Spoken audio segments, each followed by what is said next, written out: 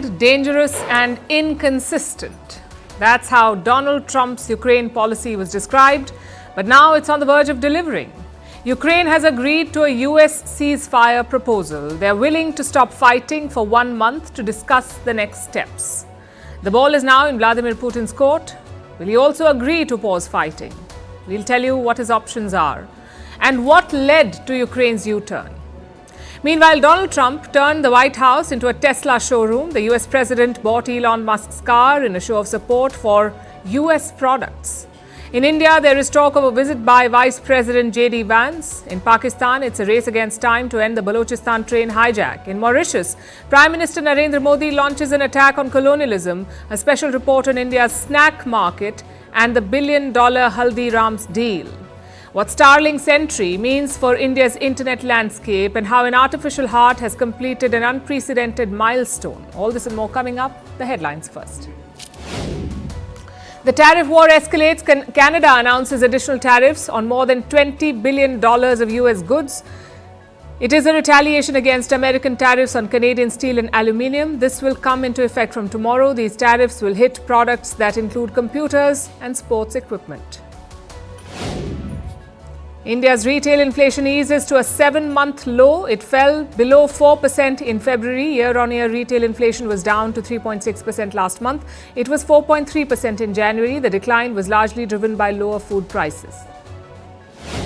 Elections likely in Portugal as its Prime Minister resigns. He stepped down after his government lost a no-confidence vote in Parliament. The outgoing Prime Minister has called for polls as soon as possible to avoid instability. This will be the third election in Portugal in 3 years. Hungary's government wants to change the constitution so that it can strip dual nationals of their citizenship temporarily. Prime Minister Viktor Orbán says he wants to oust liberal networks from the country. This is being seen as a crackdown on NGOs that receive financial support from the United States.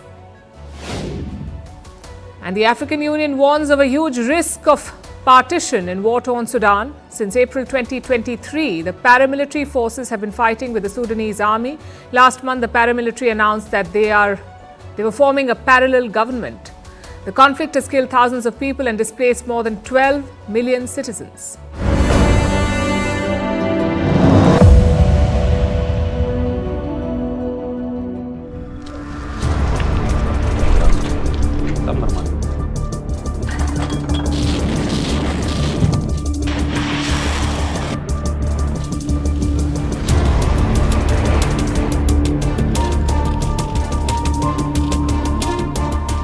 Hopefully President Putin will agree to that also, and we can get this show on the road.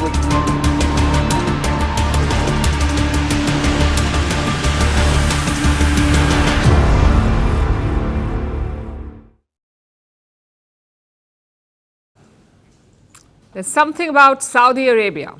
Maybe it's the air or the water or the setting. Whatever it is working because the kingdom is delivering reset after reset. Last month, it hosted US and Russian officials. Yesterday, it hosted US and Ukrainian officials. Both meetings ended in success. Kyiv has agreed to a US ceasefire proposal. It's not a permanent one. It will last for 30 days. Basically, Ukraine is willing to stop the fighting for 1 month. During today's talks, the American side proposed taking a first step forward, establishing a full ceasefire for 30 days. Not just stopping missiles, drones, and bombs, not just ensuring security in the Black Sea, but implementing a complete ceasefire along the entire front line. Ukraine welcomes this proposal. We see it as a positive proposal and are ready to take this step.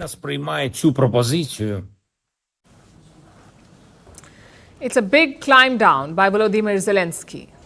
He was suspicious of talks with Russia, but now he's all in.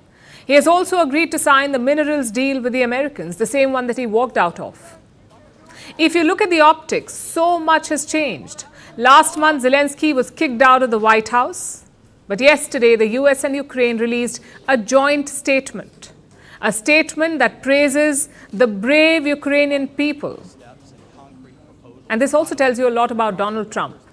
Most times his unpredictability is bad, but sometimes it can be good. Because in Jeddah, Ukraine was not the only side making concessions. Trump gave them something in return. He has resumed military aid and intelligence sharing to Kyiv. Remember, both these things had been paused by the United States. The idea was to force Zelensky to the talking table, and it worked. Now that he's there, the aid freeze has been lifted. US weapons will once again flow into Ukraine. But the big headline, of course, is a ceasefire. Zelensky has agreed to it, so the question now is, will Putin agree too? Will he agree to the ceasefire deal? US officials plan to meet the Russians soon. They will present the truce proposal to Moscow. We're going to take the offer to them. We're going to tell them this is what's on the table. Ukraine is ready to stop shooting and start talking. And now it'll be up to them to say yes or no. I hope they're going to say yes. And if they do, then I think we made great progress. If they say no, then we'll unfortunately know what the impediment is to peace here. That was Secretary of State Marco Rubio, the US Foreign Minister, if you will. Let me highlight what he said. I'm sorry. If Russia agrees to the truce, great news. If they don't, we will know what is the impediment to peace. Basically, whether it's Russia or Ukraine that is impeding peace. That's what the Americans want to find out. President Trump is hopeful of a breakthrough. He says he will speak to Putin this week. Listen in. To get the Russians I'll to talk agree? to Vladimir Putin, yeah. When will I you want to talk get, to him? look, that's the other, it takes two to tango, as they say, right? So hopefully he'll also agree, and I really think that would be 75% of the way. The rest is getting it documented and, you know, negotiating land positions, etc. So you'll talk to him this week about think the deal? so, yeah. And when And what is Russia saying? The Kremlin has refused to say yes or no. They are waiting to be briefed by the Americans. Only after that will they comment. And it's a bit of a pickle for them. A similar truce was proposed by France last month, and Russia was quick to reject that. And you can see why. Putin has the advantage on the battlefield. If he keeps fighting, he can annex more Ukrainian land. If he stops, he will give a breather to Kyiv to maybe regroup or restock. Plus, Vladimir Putin is under no pressure to cease fire. Trump can bring Zelensky to the table by cutting off aid, but he has no such power or leverage over Putin. At best, Trump can impose some sanctions. So militarily, a truce does not really make sense for Russia. It is a no-brainer. But politically, like I said, it's a pickle. If Putin does not agree to the truce, it will create a perception that he never wanted peace in the first place, that all this diplomacy was bluster. It was all fake. So what will he do? Will he demand a peace deal instead of a truce? Will he set tall conditions for it? Or will he agree and take it from there? Among the people, there is little hope. Both in Ukraine and in Russia, after 3 years of war, they are wary of truce talks. Given the fact that while the talks were still being held, Russia launched Shahid drones at us, chances are low that Russia will agree to ceasefire. Now, to be honest, I am very doubtful that Putin will agree to the ceasefire. They officially said a few times that they won't stop until they capture Kherson region. For sure, for us, proposed ceasefire is not good, because we advantage on the battlefield. I am not a specialist, but I think proposed ceasefire won't be effective. We have learned a few things from yesterday's talks. Number one, US-Ukraine ties have rebounded. After the Oval Office disaster, it seemed very unlikely, but Trump's pressure tactics have paid off. Zelensky has agreed to American terms. That's the first takeaway. Number two, the fears of a unilateral peace were hyped up. The fears that Trump would cut a deal without Ukraine. That's not happening. Clearly, that was not his plan. Yesterday's joint statement reaffirmed Ukraine's place at the table. It also hinted at a role for Europe. And finally, point number three, the truce proposal could move things along. Until now, every side has been keeping their cards close to their chest, but now they cannot afford to do that. Russia will have to give a response to the truce request. If they accept, Kyiv will have to sue for peace. If they don't accept, Trump will have to make a choice. Does he keep up the mediation effort? Does he cut off military aid to Ukraine? Does he put sanctions on Russia, or does he just leave both countries to figure things out themselves? He will have to decide. And it all hinges on Putin's next move. We'll be tracking things closely for you. We don't need cars from Canada.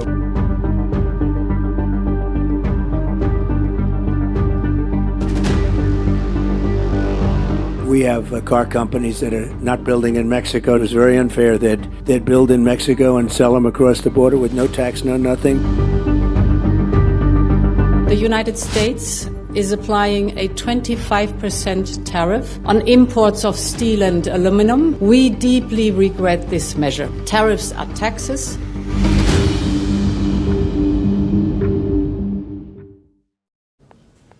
So Trump is making progress with Ukraine, but elsewhere he remains on the war path.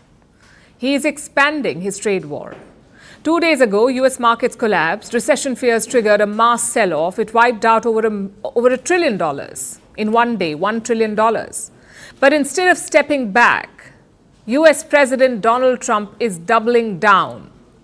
He's made it clear that there is no going back on America first. We've been treated very unfairly by Canada. We've been treated very unfairly by Mexico. But we've been treated very unfairly by every country all over the world. Elon Musk was by Trump's side when he said all of that. It was, in fact, a special occasion. The president was shopping for a Tesla and hoping to make a point. You see, Tesla has hit a bumpy road. The past few days have been rough for Elon Musk and his car business. The Tesla stock has been plunging, sales have declined. So Trump decided to help out by buying a Tesla car. Move it around, dude. Really well. Wow. I get him this other side. That's beautiful. This is a different panel than I've had. Everything's computer. That's beautiful. With this, Trump declared his full support to Elon Musk. He warned that those who are protesting against Tesla, in fact, he accused them of domestic terrorism. That's what he called the protesters, domestic terrorists. And he said that they are harming a quote-unquote great American company. It's a good spin. Trump is trying to show that he stands behind American companies. He also had a message for investors, those who are betting on US stocks. Trump was asked again about the possibility of a recession. Will there be a recession in the US? That's what he was asked. The last time he was asked this, he refused to rule it out. This time, though, he had a different response. He said there will be no recession in the United States. Your comments the other day not ruling out a potential recession seemed to rattle the stock markets. The Commerce Secretary said there wouldn't be one. Boom. Just so you know. Just specifically on the recession. Yeah. Do you think there will be a recession? I don't see it at all. I think this country is going to boom. But as I said, I can do it the easy way or the hard way. The hard way to do it is exactly what I'm doing, but the results are going to be 20 times greater. Mr. President, you asked... And remember, Trump is always right? Trump says the US economy is going to boom. Now, this is a clear U-turn. A few days back, he refused to rule out the possibility of a recession. But now he's predicting a boom. What explains the shift? The market reaction. The last time Trump spoke, he said the US economy is in transition. And that statement triggered a stock market collapse. So now he's changed his tune. But experts are not convinced. Reuters conducted a poll. It spoke to leading economists from the US, Canada, and Mexico, and it asked them if there will be a recession. Look at the result. 95% of the economists from these three countries said yes. They said the risk of a recession is high, not just in the US, but also in Canada and Mexico. And the reason is Trump's tariff war. He is going after more countries now. He is training his guns on Europe. All steel and aluminum imports from Europe now face higher tariffs. The US has hiked them to 25%, and within hours, the European Union shot back. It imposed retaliatory tariffs on America. The countermeasures we take today are strong but proportionate. As the United States are applying tariffs worth $28 billion, we are responding with countermeasures worth 26 billion euros. Brussels says it is ready to negotiate, but does Trump feel the same? Highly unlikely. The US president is using tariffs as leverage. He wants investment deals and tangible commitments, and this is the price for lifting tariffs. Tariffs are, they don't want to pay 25% or whatever it may be. It may go up higher, maybe go up higher. Look, the higher it goes, the more likely it is they're going to build. And ultimately, the biggest win is not the tariff. That's a big win. That's a lot of money. But the biggest win is if they move into our country and produce jobs. That's a bigger win than the tariffs themselves. Trump is in no mood to slow down. He says he's defending American businesses. In his view, tariffs create a level playing field. So he's expanding his trade war. He started with 3 countries, China, Mexico, and Canada. And now he's added the European Union to the mix. In between, he's also retracted. He has reversed some of his decisions. Like yesterday, he gave more relief to Canada. The tax on Canadian steel and metal is at 25%. Trump wanted to double it and raise it to 50%, but now he's put that plan on hold. And all of this is only adding to the uncertainty and chaos. The US president keeps swinging between extremes. This is making investors and economists jittery. Buying a Tesla that he may not drive and branding protesters as domestic terrorists is not going to help.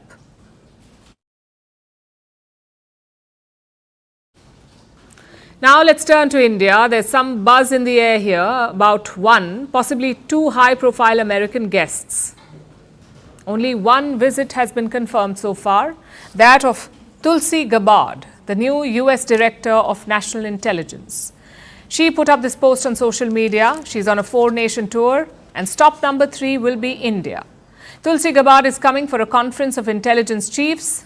You'll have chiefs from other Quad nations too, like Japan and Australia, and of course India, and some intelligence heads from G7 countries. All of them are being hosted by India's National Security Advisor Ajit Doval. And Tulsi Gabbard's presence here is a big deal. Look at her post again. She says, and I quote, "Building strong relationships, understanding and open lines of communication are vital to achieving President Trump's objectives of peace, freedom and prosperity." That's what she said. Now, you may have doubts about these objectives, but the first part is a fact. Understanding and communication are vital, especially for the security of the Indo-Pacific. And both the groups are sending their intelligence chiefs, the Quad and the G7. They understand the risk posed by China. The US is very well aligned here. So Gabbard's participation in New Delhi should be a major step forward, a step to secure our part of the world. The fact that she's flying down to New Delhi and also making it so public sends a clear message that security comes first, despite any other differences we may have. And speaking of differences, India could also end up hosting another American heavyweight, someone who ended up making waves the last time he was abroad.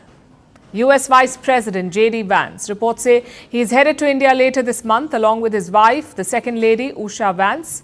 As you might know, Usha Vance is of Indian descent. Her parents are from the Indian state of Andhra Pradesh. They migrated to the US, and Usha Vance was born there. If she does end up coming to India, it will be her first trip since she became the US Second Lady. As for J.D. Vance, this will be his second overseas trip. His first one was to France and Germany for last month's Munich Security Conference. And you might remember that because of his fiery speech there. Vice President J.D. Vance berated America's European allies last month. He told them to step up and to deal with their own problems. You, of course, remember him after that with Ukraine's President Zelensky, when J.D. Vance told Zelensky to say thank you. So the US Vice President has become synonymous with combativeness. And he could be heading to India soon, which begs the question, is he going to pick a fight over here as well? Vance has not targeted India before. In fact, he met Prime Minister Modi in the US last month and he was all smiles, calling the Indian Prime Minister, and I'm quoting, gracious and kind. So we'll have to see if this attitude holds. Because the US does have one big gripe with India, and that is tariffs. US President Donald Trump has taken aim at New Delhi before, calling India a tariff king and a big abuser. Those were his words. Tariff king and big abuser. A few hours ago, the White House highlighted Indian tariffs again, tariffs on alcohol and agricultural products. So New Delhi is definitely in Trump's crosshairs. India could be hit with reciprocal tariffs on the 2nd of April. Even though the government is trying to avoid it, negotiations are underway. This is a sensitive time for tact and diplomacy. And at this time, Trump is sending J.D. Vance to India before the reciprocal tariffs take effect. If Vance comes, will he take his usual combative approach or will he opt for a more measured outreach? I guess we'll have to wait and see.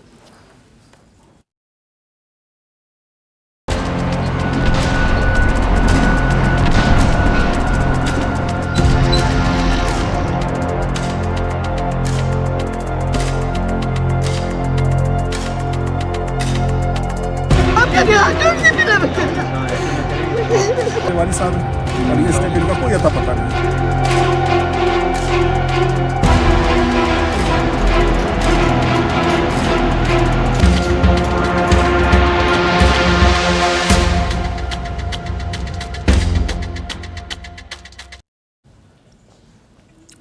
It's day 2 of the train hijack in Balochistan. The military operation is still underway.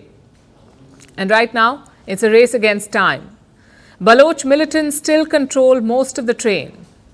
Earlier today, they issued an ultimatum to Islamabad. Free Baloch prisoners in 48 hours. If not, the hostages will be killed. That deadline will expire by Friday afternoon. So Pakistan's army is facing an uphill battle.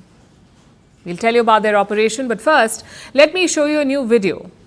A video that shows the moment this train was attacked. The Jafar Express going from Quetta to Peshawar. Take a look.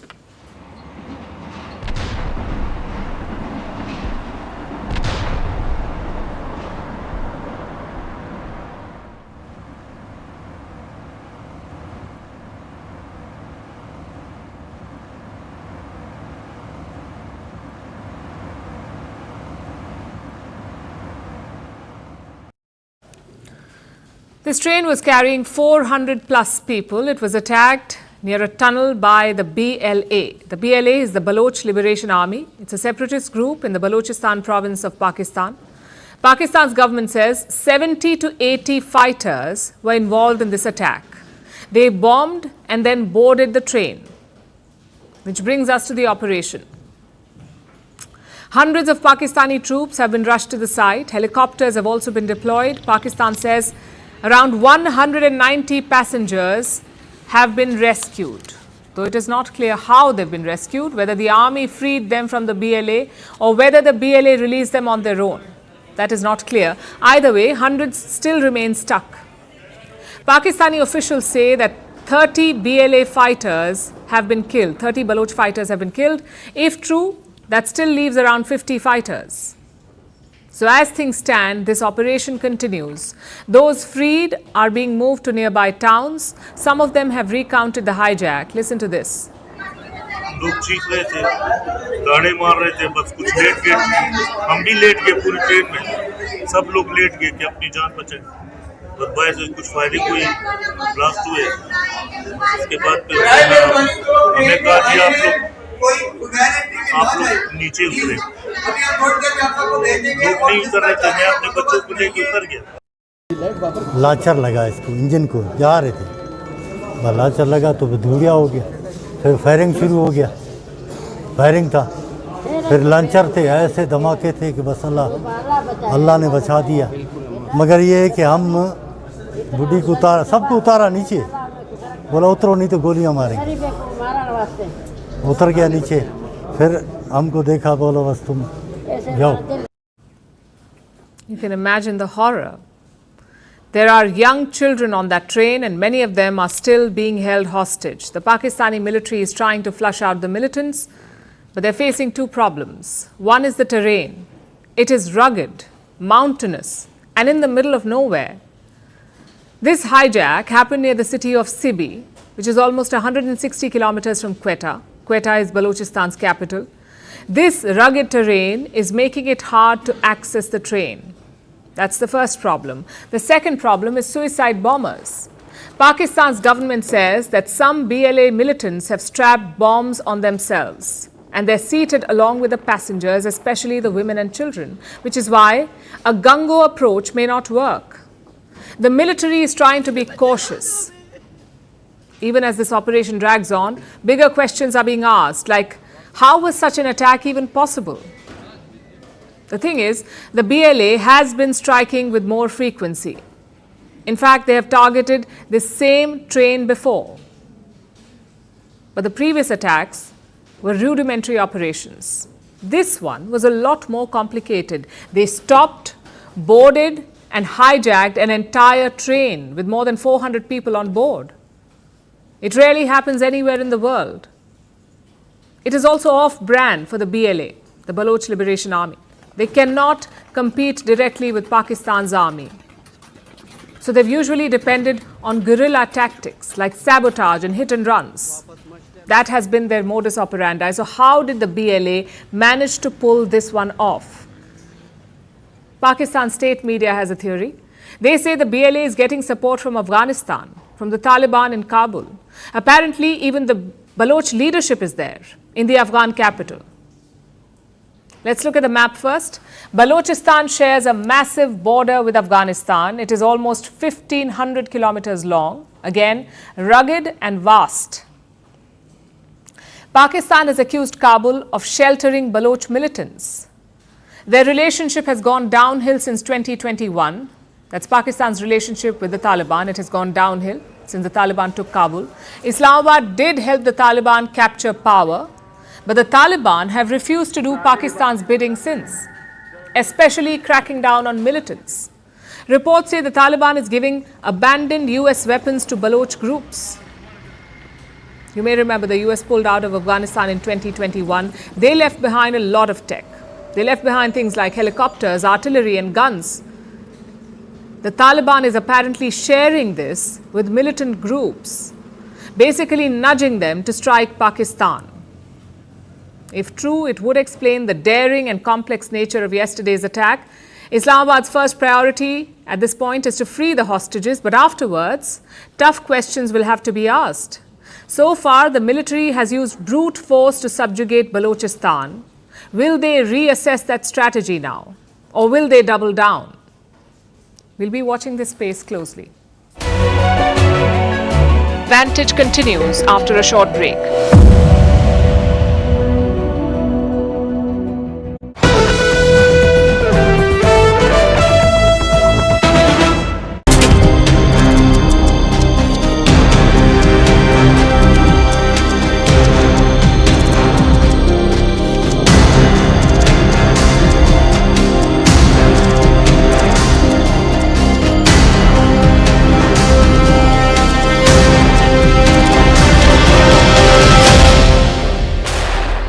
Ukraine on Tuesday agreed to accept a U.S. proposal for an immediate 30-day ceasefire in the conflict with Russia. U.S. Secretary of State Marco Rubio announced the agreement after more than 8 hours of talks between Ukrainian and U.S. officials in Jeddah, Saudi Arabia. Today we made an offer that the Ukrainians have accepted, which is to enter into a ceasefire and into immediate negotiations to end this conflict in a way that's enduring and sustainable and accounts for their interests, their security, their ability to prosper as a nation. Rubio said he would now take the offer to Moscow. And we hope that they'll say yes, that they'll say yes to peace. The ball is now in their court. The development comes after a stunning Oval Office shouting match between the presidents of the two countries. You're gambling with World War III. The rift had immediate repercussions for Ukraine. President Donald Trump canceled military support and ended crucial intelligence sharing. But as part of accepting the proposed ceasefire, National Security Advisor Mike Waltz said Washington will resume sharing aid and intelligence with Kyiv. And that's effective immediately. Outside the White House, Trump said there would be a U.S. meeting with Russia to discuss the ceasefire plan soon. Hopefully President Putin will agree to that also, and we can get this show on the road. I think it's a big difference between the last visit you saw at the Oval Office and this. So that's a total ceasefire. Ukraine has agreed to it, and hopefully Russia will agree to it. We're going to meet with them later on today and tomorrow, and hopefully we'll be able to wipe out a deal. If we can't, we just keep going on and people are going to get killed, lots of people. Is Zelensky invited back to the White House? Sure, absolutely. Later, Russia's foreign ministry said it didn't rule out contacts with U.S. representatives over the next several days, according to state news agency RIA. Ukrainian President Volodymyr Zelensky, who was in Saudi Arabia but did not participate in the talks, said the ceasefire was a positive proposal. Вважаємо це позитивним. He also said the two countries would work to finalize a minerals agreement. І дійсно там прописано, що Україна готова прийняти, у разі, якщо Росія буде згодна на це, зробити як перший крок перемир'я на 30 днів для того, щоб почати дійсно готувати якийсь вже більш важливий документ, готувати перемовини. Американські партнери будуть вже говорити з російською стороною про те, що ось, будь ласка, є можливість для того, щоб рухатися вперед, якщо дійсно Росія готова до цього, а це буде очевидно. І сьогодні, після цієї зустрічі, 100% сьогодні ключ, як навіть написано у спільній заяві, ключ сьогодні саме у російської сторони. Так, ця угода, вона буде підписана. Ви знаєте, що вона є рамочною. Після цього команди почнуть вже працювати над більш детальним документом. Сьогодні в цій заяві ми просто підтвердили наміри двох сторін, двох президентів, для того, щоб це дійсно сталося. Ми дуже цінуємо лідерство президента Трампа. Ми вважаємо, що Сполучені Штати саме та країна, яка може сьогодні зробити все для того, щоб цей справедливий мир настав. Вони мають ці важелі. І сьогодні в розмові була пропозиція саме американської сторони зробити перший крок одразу далі. І на 30 днів спробувати встановити повне припинення вогню. Не тільки щодо ракет, дронів і бомб, не тільки у Чорному морі, а також по всій лінії фронту. Україна сприймає цю пропозицію. Ми вважаємо це позитивним. Ми готові зробити такий крок. Американська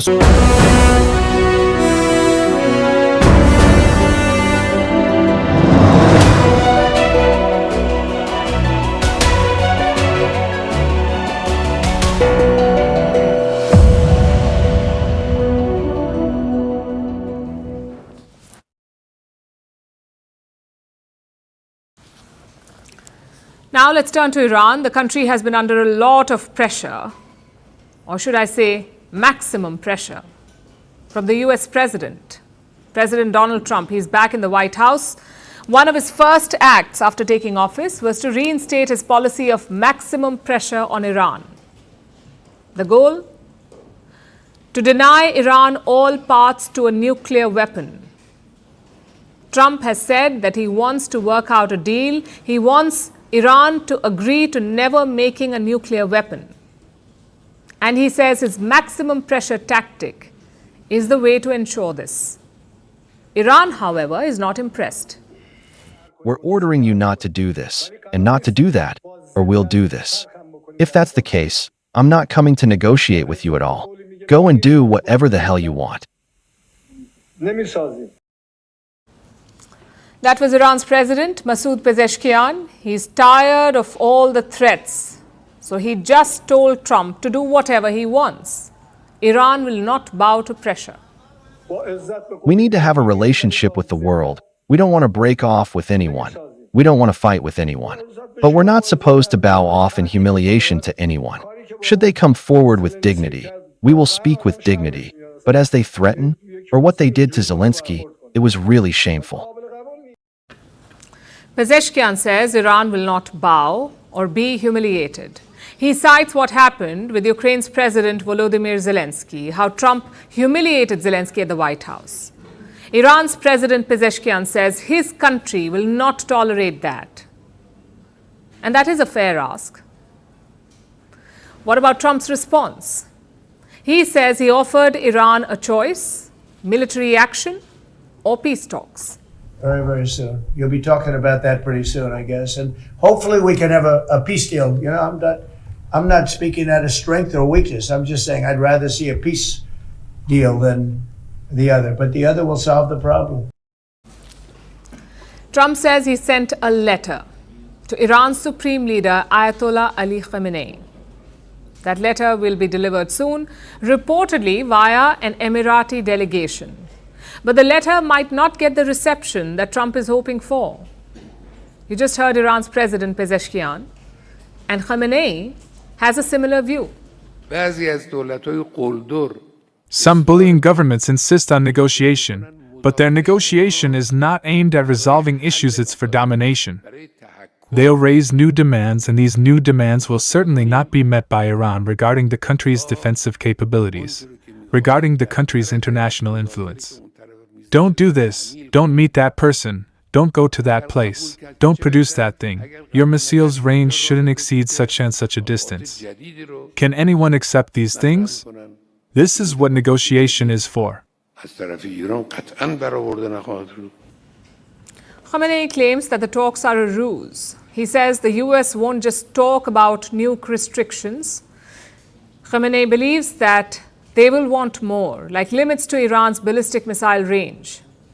Now, there are two ways to look at this. One, you can say that Iran is being paranoid, that they are refusing a chance for peace based on assumptions. That is one way to see this.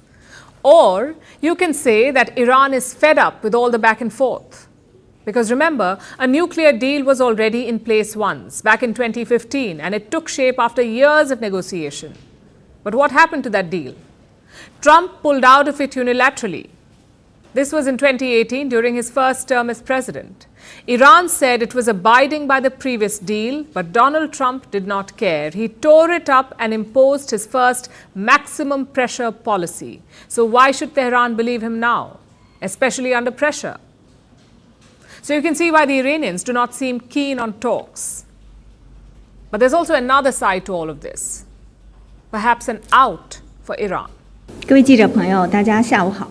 China will hold the China-Russia-Iran Beijing meeting on the Iranian nuclear issue on March 14th.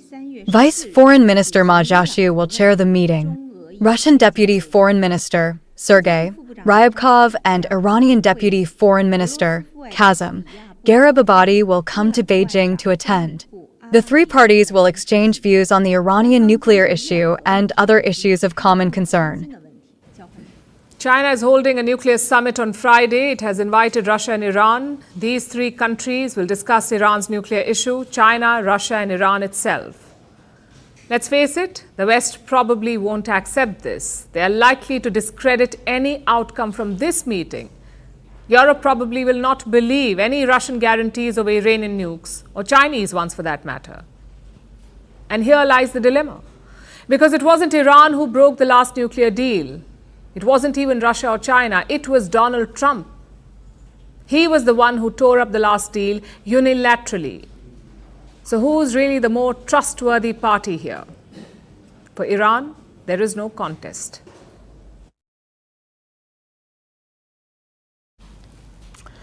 Do you know what girmitia is?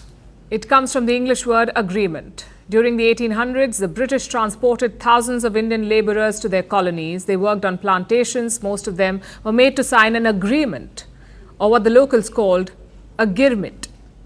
Those who signed it came to be known as girmitias. Almost 1 million such girmitias were sent to Mauritius. They settled there and they became citizens. But their heritage remained Indian. And why are we talking about them tonight? Because India's Prime Minister Narendra Modi is on a 2-day visit to the island nation, and he talked about this story during his speech. He talked about how the British duped these girmitias. Our next report brings you more.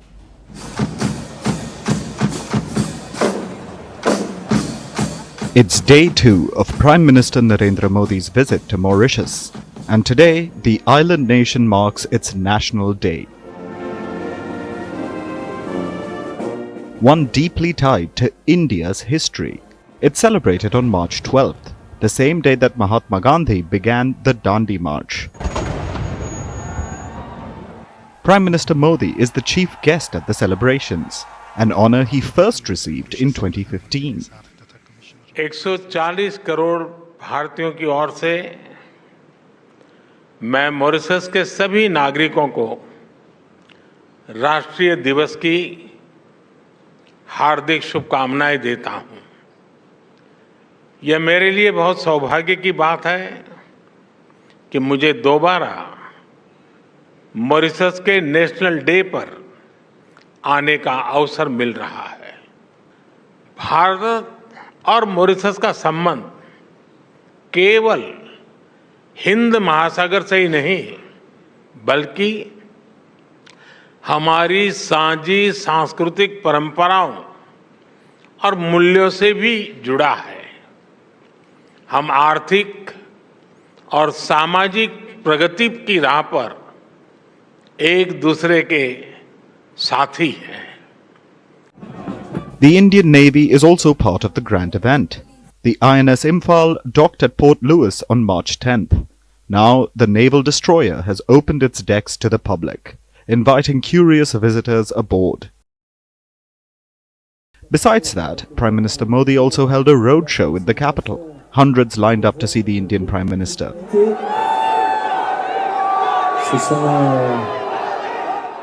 After that, Prime Minister Modi headed to the Ganga Talao in Port Louis.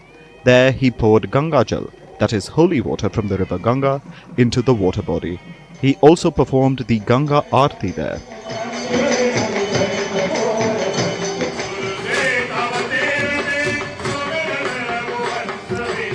The visit was an important one for both India and Mauritius. 8 MOUs or Memorandums of Understanding were exchanged between the two nations. India will also support the building of Mauritius's new parliament. India and Mauritius also raised their relationship to an enhanced strategic partnership, covering areas of artificial intelligence, health, and digital technology. Both sides also reaffirmed the special and unique ties that the two nations have. Mauritius's ties to India began almost 2 centuries ago, in 1834. Slavery was banned in the 1830s, so the British needed a workforce for their sugar plantations, and they decided on Indian labourers. They transported thousands to the islands. They were from the states of Bihar, Uttar Pradesh, and Tamil Nadu. These labourers were promised a bright future, but they found themselves in captivity, working in the sugar plantations of Mauritius. It's something that Prime Minister Modi talked about during his visit, on how the British duped Indian labourers. वो अनेकों हिंदुस्तानी जो गुलामी के कालखंड में यहां झूठ बोलकर लाए गए, जिन्हें दर्द मिला, तकलीफ मिली, धोखा मिला, और मुश्किलों के उस दौर में उनका संबल थे भगवान Ram.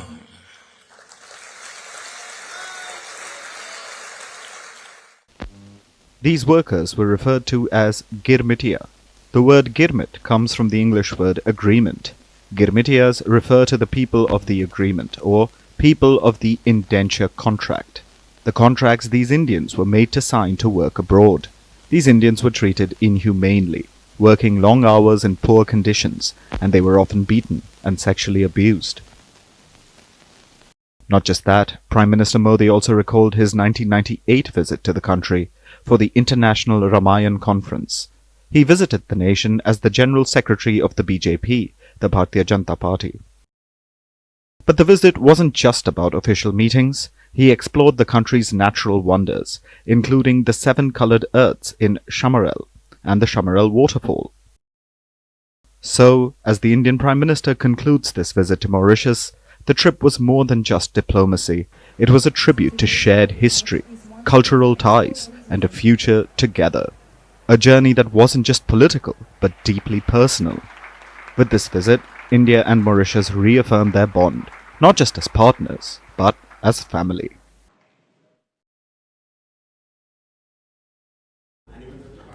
At just the age of 12, Ganga Bishan Agarwal found his passion.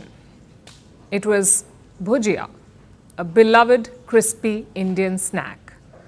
He was immersed in his father's bhujia making business, and there he had a bold idea. Bhujia was traditionally made from besan, which is chickpea flour, but he made it from moth flour instead. It was a simple tweak to make it thinner, and it proved to be a game changer. It changed the game forever. In 1937, Haldiram's began as a small shop in Rajasthan's Bikaner, and today it's a household name in India. This company is worth 90,000 crore rupees. That is $10 billion. It captures 13% of India's snack market and exports to more than 80 countries, 80. A testament of this success is this new deal. According to reports, Temasek has acquired a 10% stake in Haldiram's. It is a Singapore-based investment giant. The deal is worth around $1 billion. Neither company has confirmed it yet, but insiders suggest it is a done deal. And Haldiram's is not alone. There is a fierce race for a share in this snacks market.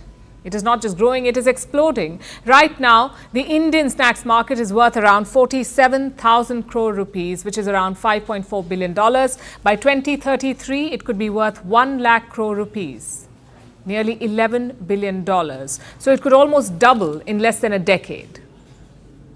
What is fueling this rapid expansion? A whole lot of factors. The first one is urbanization and rising incomes. India has a growing middle class. They have higher disposable income, so they're increasingly opting for packaged snacks. That too over home-cooked alternatives. 2 is the convenience culture. There's a shift in eating habits, especially among young professionals. They prefer things on the go, so ready-to-eat snacks are a popular choice. The third factor is health and wellness trends. There's a growing demand for healthy snacking alternatives, for gluten-free and guilt-free binging. Now, this has given rise to snack alternatives, which are millet-based or air-fried or protein-enriched. And the last factor is the global flavor fusion. The Indian taste palette is evolving. New global flavors are all the rage, and this explains the popularity of hybrid snacks in India, like your Sriracha Chivra or wasabi-infused chips. This is what the market looks like today. And who is dominating this market? Like I said, Haldiram's is on the top. They control 13% of India's snacks market. And there are some foreign players too, like PepsiCo with Lay's. Chips are the most popular product, but traditional Indian snacks also have a sizable market.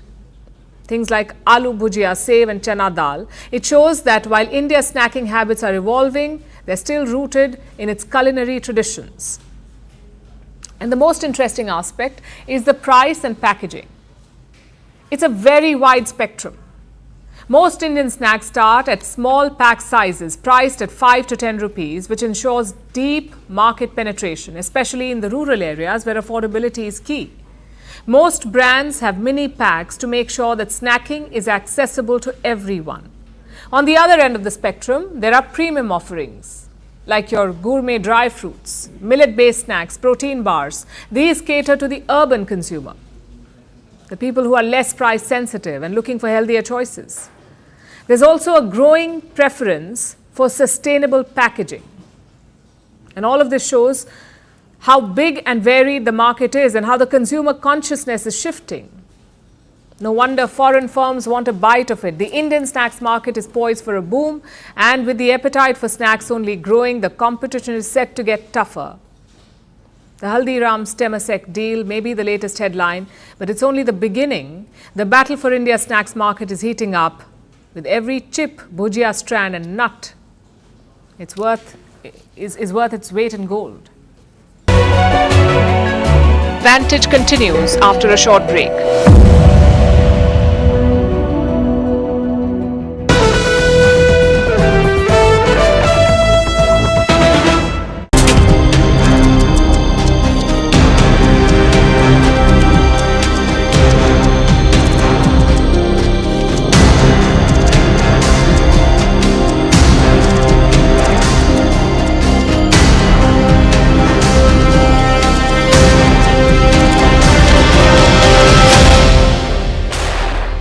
Ukraine on Tuesday agreed to accept a U.S. proposal for an immediate 30-day ceasefire in the conflict with Russia. U.S. Secretary of State Marco Rubio announced the agreement after more than 8 hours of talks between Ukrainian and U.S. officials in Jeddah, Saudi Arabia. Today we made an offer that the Ukrainians have accepted, which is to enter into a ceasefire and into immediate negotiations to end this conflict in a way that's enduring and sustainable and accounts for their interests, their security, their ability to prosper as a nation. Rubio said he would now take the offer to Moscow. And we hope that they'll say yes to peace. The ball is now in their court. The development comes after a stunning Oval Office shouting match between the presidents of the two countries. You're gambling with World War III. The rift had immediate repercussions for Ukraine. President Donald Trump canceled military support and ended crucial intelligence sharing. But as part of accepting the proposed ceasefire, National Security Advisor Mike Waltz said Washington will resume sharing aid and intelligence with Kyiv. And that's effective immediately. Outside the White House, Trump said there would be a U.S. meeting with Russia to discuss the ceasefire plan soon. Hopefully President Putin will agree to that also, and we can get this show on the road. I think it's a big difference between the last visit you saw at the Oval Office and this. So that's a total ceasefire. Ukraine has agreed to it, and hopefully Russia will agree to it. We're going to meet with them later on today and tomorrow, and hopefully we'll be able to wipe out a deal. If we can't, we just keep going on and people are going to get killed, lots of people. Is Zelensky invited back to the White House? Sure, absolutely. Later, Russia's foreign ministry said it didn't rule out contacts with U.S. representatives over the next several days, according to state news agency RIA. Ukrainian President Volodymyr Zelensky, who was in Saudi Arabia but did not participate in the talks, said the ceasefire was a positive proposal. Вважаємо це позитивним. He also said the two countries would work to finalize a minerals agreement. І дійсно там прописано, що Україна готова прийняти, у разі, якщо Росія буде згодна на це, зробити як перший крок перемир'я на 30 днів для того, щоб почати дійсно готувати якийсь вже більш важливий документ, готувати перемовини. Американські партнери будуть вже говорити з російською стороною про те, що ось, будь ласка, є можливість для того, щоб рухатися вперед, якщо дійсно Росія готова до цього, а це буде очевидно. І сьогодні, після цієї зустрічі, 100% сьогодні ключ, як навіть написано у спільній заяві, ключ сьогодні саме у російської сторони. Так, ця угода, вона буде підписана. Ви знаєте, що вона є рамочною. Після цього команди почнуть вже працювати над більш детальним документом. Сьогодні в цій заяві ми просто підтвердили наміри двох сторін, двох президентів, для того, щоб це дійсно сталося. Ми дуже цінуємо лідерство президента Трампа. Ми вважаємо, що Сполучені Штати саме та країна, яка може сьогодні зробити все для того, щоб цей справедливий мир настав. Вони мають ці важелі. І сьогодні в розмові була пропозиція саме американської сторони зробити перший крок одразу далі. І на 30 днів спробувати встановити повне припинення вогню. Не тільки щодо ракет, дронів і бомб, не тільки у Чорному морі, а також по всій лінії фронту. Україна сприймає цю пропозицію. Ми вважаємо це позитивним. Ми готові зробити такий крок. Американська сторона розуміє наші аргументи, сприймає наші пропозиції. І я хочу подякувати президенту Трампу за конструктивність у розмови наших команд. But very importantly, and I said it, Ukraine, ceasefire, Ukraine, ceasefire, just agreed to a little while ago. Now we have to go to Russia and hopefully President Putin will agree to that also, and we can get this show on the road. We can get this horrible war where 2,000-3,000 soldiers a week, every week, 2,000, 3,000, 4,000 sometimes I get the reports. And they're not American soldiers. They're Ukrainian and they're Russian. But people are being killed outside of that. People are being killed in the cities as things explode throughout the cities. And we want to get that war over with. So I think it's a very big, I think it's a big difference between the last visit you saw at the Oval Office and this. So that's a total ceasefire. Ukraine has agreed to it, and hopefully Russia will agree to it. We're going to meet with them later on today and tomorrow, and hopefully we'll be able to wipe out a deal. But I think the ceasefire is very important. If we can get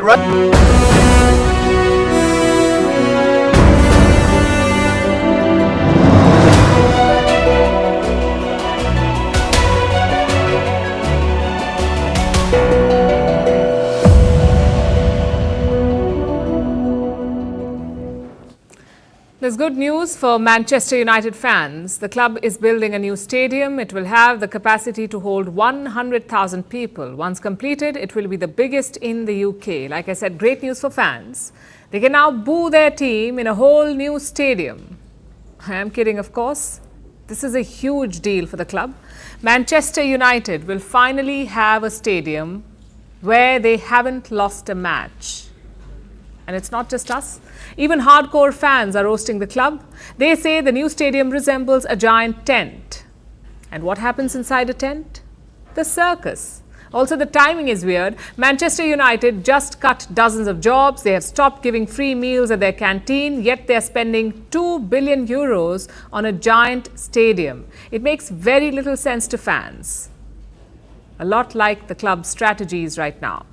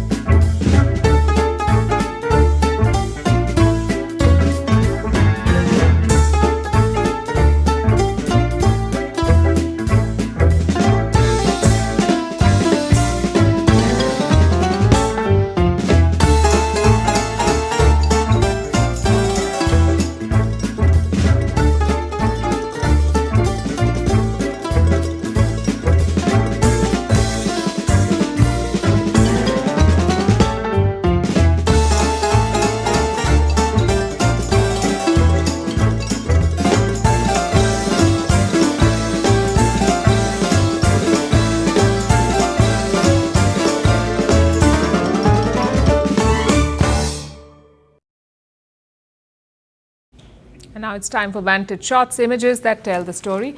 NASA's newest space telescope blasts off to map the entire sky in millions of galaxies. China unveils a humanoid robot capable of riding a bike. And Egypt's Al-Azhar Mosque marks its 1085th anniversary with a massive Ramazan iftar. Finally, we are taking you back in history. On this day in 1930, Mahatma Gandhi started the Dandi March. He walked from Sabarmati Ashram to the town of Dandi for 24 days. Gandhi and his followers defied the British salt laws by producing salt from the sea. It was part of Gandhi's civil disobedience movement. We're leaving you on that note. Thank you for watching. We'll see you tomorrow.